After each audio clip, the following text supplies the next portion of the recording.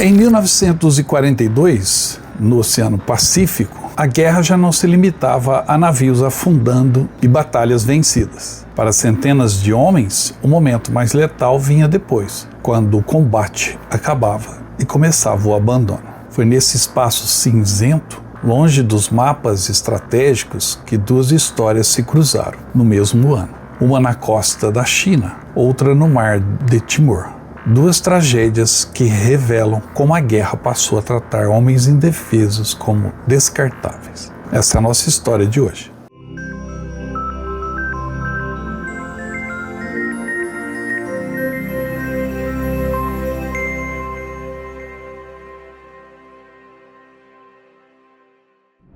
O primeiro episódio envolve o navio japonês de transporte chamado Lisbon Maru. Após a queda de Hong Kong, em dezembro de 1941, soldados britânicos e canadenses tornaram-se prisioneiros do Japão Imperial. Para a mentalidade militar japonesa da época, a rendição era vergonha absoluta. Aqueles homens não eram vistos como combatentes rendidos, mas como seres sem honra. O resultado foi previsível. Em 1942, cerca de 1.800 prisioneiros britânicos foram empurrados para os porões do Lisbon Maru.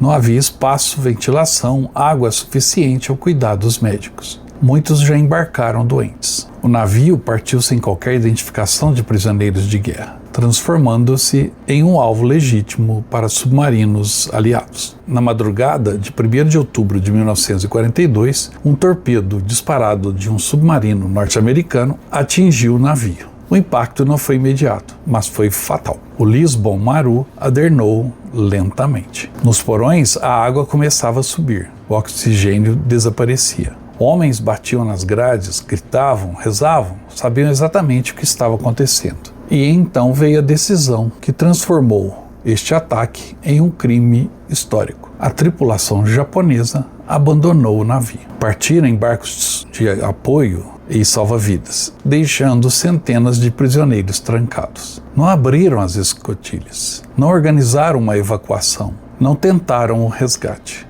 O Lisbon Maru deixou de ser um navio e se tornou uma sentença de morte flutuante. Os prisioneiros se desesperaram. Alguns conseguiram romper as grades, os alçapões e alcançar o convés. Muitos já não conseguiam sequer nadar direito. Ainda assim, pularam no mar. Outros foram mortos a tiros na água pelos japoneses nos barcos de apoio. Mas o que se seguiu foi algo que expôs o contraste brutal daquela guerra. Civis chineses, pescadores, homens comuns, vivendo sob ocupação japonesa, e moradores da costa da China, perto de onde o Lisbon Maru foi atingido, viram corpos e sobreviventes lutando para não afundar. Os chineses sabiam o risco, sabiam que ajudar estrangeiros poderia significar execução sumária. Mesmo assim, foram, em pequenas embarcações de madeira, sem armas. Eles resgataram homens exaustos, feridos, muitos inconscientes. Mais de 300 soldados britânicos foram salvos diretamente por esses civis chineses, pelos pescadores humildes. Não por ordem militares, não por tratados, apenas por humanidade. Os sobreviventes britânicos foram escondidos em vilarejos, alimentados, vestidos com roupas civis. Alguns foram guiados por trilhas até zonas mais seguras. Outros acabaram recapturados pelos japoneses dias depois, mas vivos.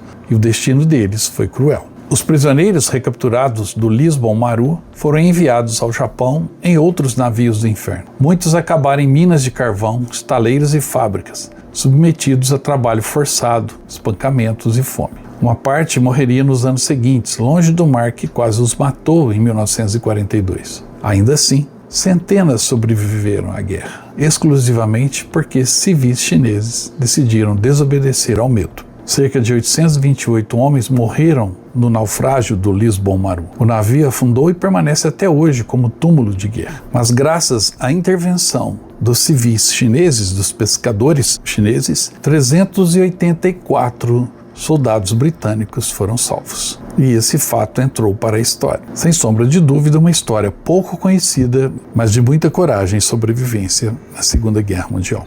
Assim como a história do navio australiano Armidale, o HMAS Armidale. em um outro episódio que mostraria que escapar do inimigo não significa escapar da morte. Em dezembro de 1942, o navio australiano Armidale de transporte de tropas navegava no Mar do Timor em uma missão de extremo risco: infiltrar comandos aliados e evacuar civis em território dominado pelo Japão. Era uma corveta pequena, mal armada e sem proteção aérea. No dia 1º de dezembro, aviões japoneses localizaram o navio. Seguiram-se ataques sucessivos. Bombas e torpedos atingiram o Armidale. A ordem de abandono foi dada e o navio afundou rapidamente. Mas, assim como no Lisbon Maru, o afundamento do Armidale não foi o fim da história. Aviões japoneses retornaram e metralharam náufragos. Afundaram botes salva-vidas. Homens feridos, desarmados, agarrados a jangadas, foram transformados em alvos. Quando os aviões finalmente se afastaram, os sobreviventes acreditaram que haviam escapado, mas estavam errados. O Mar do Timor começou a mostrar seu próprio inimigo: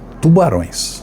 O barulho do combate, o sangue na água, os corpos flutuando, atraíram grandes tubarões oceânicos. Relatos posteriores descreveram homens sendo puxados para baixo sem aviso. Gritos que terminavam abruptamente, água fervendo ao redor das jangadas. Alguns sobreviventes passaram horas observando círculos na água, sabendo exatamente o que significavam. O medo do inimigo japonês deu lugar ao terror absoluto de ser devorado vivo. O destino dos sobreviventes do Armidale foi lento e cruel. Muitos ficaram dias à deriva sob sol escaldante, queimaduras severas, desidratação e delírios. Alguns morreram depois do ataque inicial, simplesmente esperando por resgate que demorou demais. Dos 150 homens a bordo, 88 morreram. Os que sobreviveram carregaram traumas profundos. Muitos jamais voltaram ao serviço ativo. Outros viveram o resto da vida com relatos que levariam décadas para serem plenamente reconhecidos.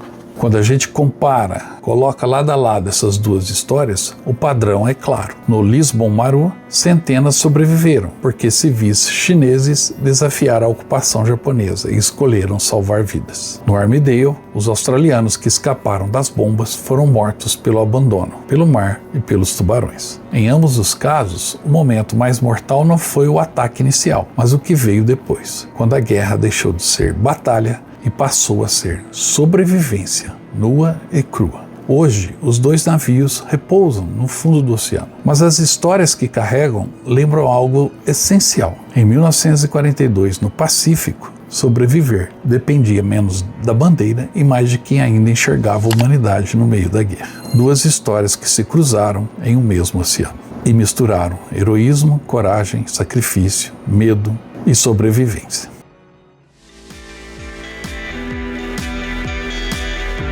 Viu só? Essa aí é a nova camisa da promoção do canal Viagem na História. E olha que belo modelo, com detalhe da nossa homenagem aos 80 anos do fim da Segunda Guerra, o Dia da Vitória. Essa é uma camisa única que você pode adquirir na nossa loja virtual. Entre em contato pelo nosso WhatsApp, eu te encaminho o link da loja virtual do Viagem na História. E você adquire essa belíssima camisa comemorativa do final da Segunda Guerra Mundial. E tem mais, adquirindo a camisa, você vai ganhar um cupom que vai te dar um número para um sorteio pela Loteria Federal de um pacote de viagens do Viagem na História. Ou seja, você vai poder ir conosco para a Europa visitar os campos de batalha mais famosos da Europa, ok? Entre em contato, garanta a sua camisa e boa sorte!